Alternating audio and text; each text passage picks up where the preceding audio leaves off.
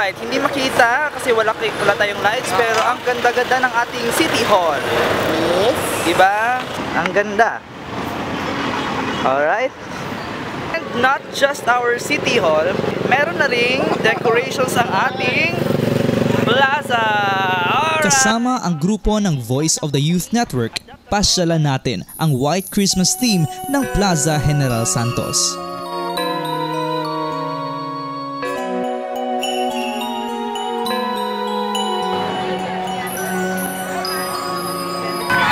It's a white Christmas tree made up of cellophane. Kumikinang at puting mga dekorasyon ang mismong naging konsepto ng Light a Tree project ng Department of Education in cooperation with the Jensen Tourism Council. Bahagi ito ng selebrasyon ng Paskuhan sa Jensen ngayong taon.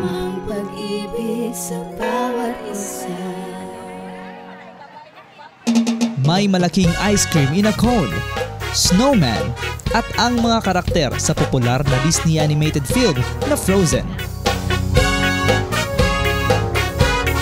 Maraming gimmick ang masasaksiyan dito, kabilang na ang pagpapalitrato kay Santa Claus. Merry, Merry, Merry, Merry Christmas and a bountiful New Year! At ang flip top battle na kinagiliwan ng mga kabataan. Nakaalala daw siya.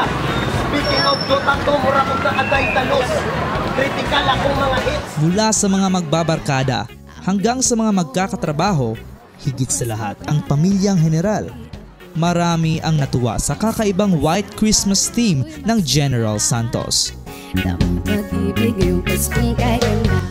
Katulad ng nag-iilawang White Christmas trees, makikita rito ang pagsusumikap ng mga general sa pagsulong ng lokal na turismo dito sa bansa. Ako po si Harlem Jude Ferolino and this is my Umagandang Story.